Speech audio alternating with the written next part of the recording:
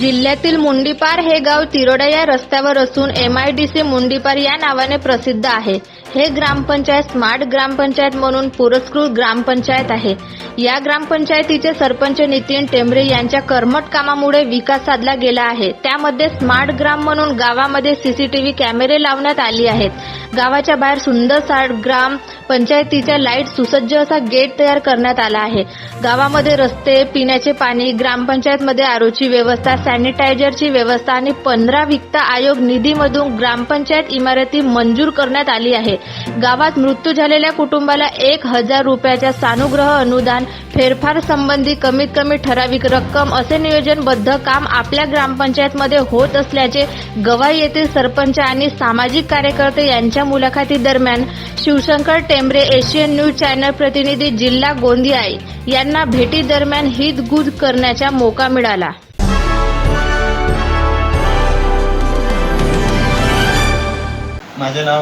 मेरा नाम मनोज सुचन बिजेवार, एक गाँव का नागरिक सामाजिक कार्यकर्ता। हाँ। जब से ग्राम पंचायत नितिन भाऊ टेंबरे सरपंच जब से बने तब से गांव में जब भाग्यशाली जो माता है अपने गांव में उनको 2000 रुपये प्रथम पहली बेटी के नाते दिया जाता है। पहला जो नया जोड़ा होता है उनको दिया जाता है। और हमारे गांव में जो गरीब से गरीब या रईस से रईस जिसकी अभी मैयत होती है, ग्राम पंचायत उनको 1000 रुपये मदद राशि के नाम पे सहयोग करती है। उसी प्रकार जो गांव में जो जिसका जो घर है फेरफार करना है, इसके पहले अपन 3500 रुपये कुछ लेते थे ग्राम पंचायत वाले। जब से हमारे सरपंच साहब उनकी बॉडी टीम बैठी तब से जो 3500 थी उनकी एक साथ 500, यानी कि अभी जो करते अपन फेरफार तो 500 रुपये कुछ राशि लगती है। और जो अपने गांव में नल योजना चलती है, नल योजना में अपने को पहले 100 रुपये प्रति महीना देना पड़ता था और अभी अपने को 70 रुपये प्रति महीना देना पड़ता है।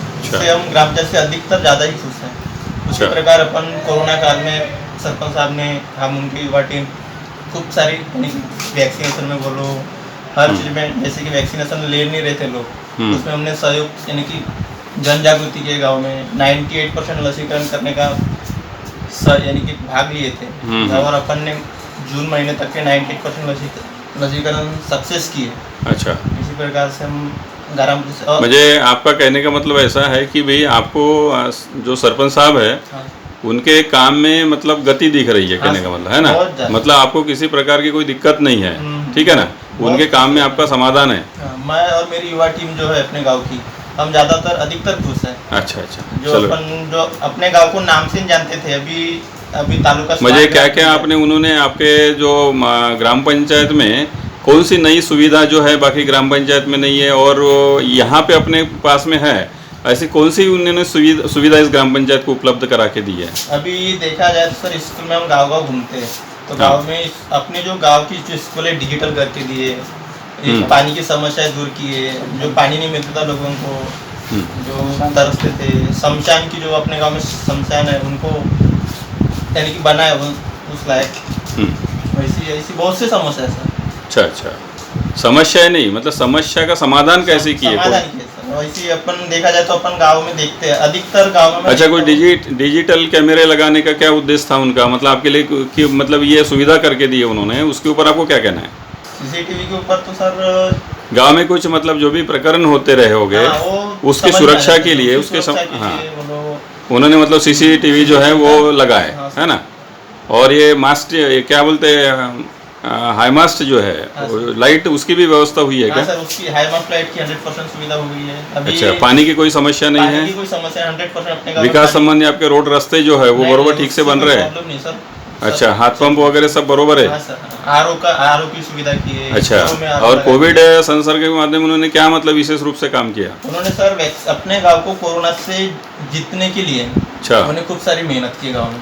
अच्छा, जो अपने गांव में जो पिछले साल जो अभी तीसरी लाट आने की जो संभावना बताई गई है वैज्ञानिक लोगों से, उसके लिए क्या तैयारी? यानी कि वैक्सीनेशन जो है अपने गांव में लसीकरण 100% करने का संकल्प लिया। जो हफ्ते में जैसे 100 लस देने का मतलब उन्होंने जो शासन ने बताया है, तो वो सुविधाएं अभी मतलब वो हो रही है क्या?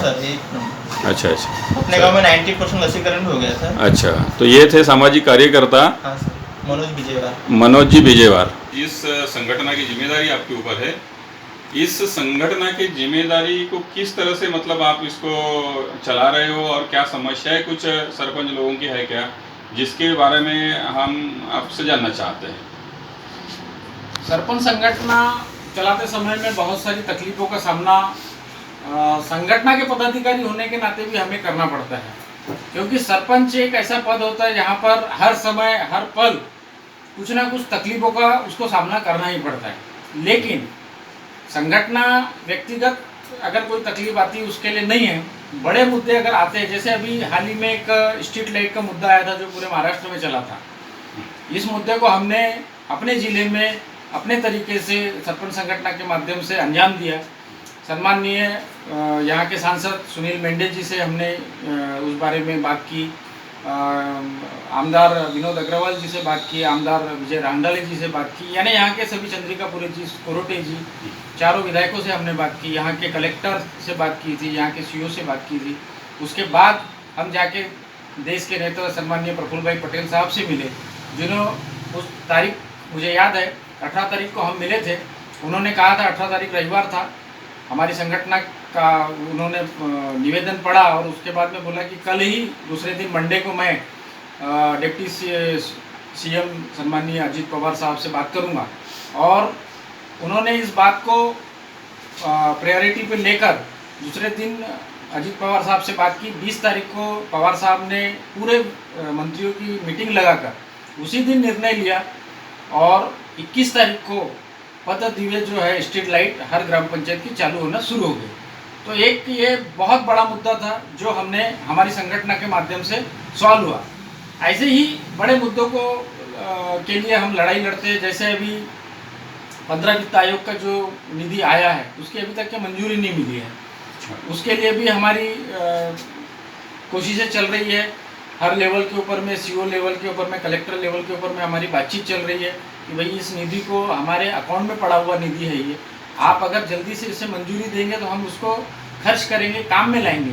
अन्यथा आने वाले समय में और कुछ इलेक्शन आ गए, आचार संहिता आ गई, ये सब कारणों से गांव का विकास कहीं ना कहीं रुक जाता है, क्योंकि अभी दूसरी निधियों को लाने में तकलीफ हो रही है। कोरोना काल के रहते हुए ग्राम पंचायत की स्थिति बहुत खराब चल रही है। अभी सभी ग्राम पंचायत में प्रॉब्लम यह है कि कोरोना को के ऊपर में खर्चा करना, बिजली के बिल भरना, नल का बिल भरना, ये सब कठिनाई हो रही है। तो ये जो बड़े बड़े मुद्दे हैं, ये संगठन हर समय में अपने सभी के साथ से ये मुद्दों को सॉल्व करने के लिए लड़ाई लड़ेंगी। और दूसरी बात ऐसा है कि अभी ज़माना ऑनलाइन का आ गया है। मैं कभी कभी बड़ा दुखी होता हूँ कि हमारे जो सरपंच बंधु है, बहनें हैं, बहुत सारे अशिक्षित है, बहुत सारे इंटीरियर में, आदिवासी बहुल एरिया में या बैकवर्ड एरिया में रहते हैं, जिन्हें ऑनलाइन या एंड्रॉयड मोबाइल नहीं समझता, कंप्यूटर नहीं समझता। लेकिन शासन आने वाले हर समय पे एक नया ये करते जा रही है, ऑनलाइन सिस्टम, कंप्यूटराइज्ड पूरा। अभी तो प्रमाण पत्र भी शायद सब बंद होने वाले, सब यानी कागज का जो काम है वो सब बंद होकर पूरा कंप्यूटराइज्ड हो रहा है। ऐसे समय में हमारे अशिक्षित सरपंच बंधु लोग जो है उन्हें बहुत सारी तकलीफें उठाना पड़ता है, जहाँ पर प्रशासकीय अधिकारी अपनी मनमानी भी करते हैं, उनसे भी उनको संघर्ष करना पड़ता है और कहीं ना कहीं विकास में बाधा आती है। इसलिए मैं शासन से भी निवेदन करूँगा कि इस समस्या को समझते हुए इसकी एक सरल उपाय योजना करे, ताकि सरपंच को भी वो बात समझे, दूसरे जो हमारे सदस्यगण होते हैं उन्हें भी सब चीज़ें समझे ग्राम पंचायत की, और सचिव महोदय उनके तालमेल में बैठ के ही गांव के विकास के लिए सब काम करें। सही। तो इस मुद्दे को लेकर के, विशेष मुद्दे को लेकर के अपन यहाँ के जो सरपंच हैं नितिन भाऊ टेमरे, इनसे अपन चर्चा करें। उन्होंने कहा कि भी यानी कोई भी प्रश्न का डिप्लोमेटिव न करते हुए विशेष तौर पे उसको अंदर जा कर के उस छानबीन करके उस काम के बारे में क्या है सारी जानकारी जो है सभी को बरोबर मिलना चाहिए, तो ही हम काम कर पाएंगे। प्रशासन के बारे में उन्होंने कहा कि भाई 15 वित्त आयोग जो है, तो इसमें जो चेकर मेकर की जो भूमिका है तो इसमें प्रशासन ने उसमें पारदर्शिता रखने के हेतु से मतलब वहाँ के जो अशिक्षित है, कुछ मतलब आदिवासी बहुल गांव में जो काम करते हैं सरपंच लोग, उन्हें ये सारी चीज़ें जो समझ में नहीं आती है, ऑनलाइन के माध्यम से जो काम हो रहा है, इसमें कुछ दिक्कतें उन्होंने बताई हमको। तो इस माध्यम से हमको शासन को ये बताना चाहते हैं कि भाई उसके ऊपर कुछ प्रशिक्षण के माध्यम से या सरल मार्ग से इस मुद्दे को समझने के लिए उनके लिए प्रशिक्षण की व्यवस्था की जाए, ऐसा उनका कहना है। तो ये थे मतलब मुंडीपार ग्राम के सरपंच नितिन भाऊ टेमरे। इन्होंने मतलब हमसे बात करते हुए सारे मुद्दे अपने क्लियर किए हैं। तो एशियन न्यूज़ चैनल की ओर से हम उनको धन्यवाद देते हैं। मैं Shivshankar Temre, Asian news channel, जिला गोंदिया।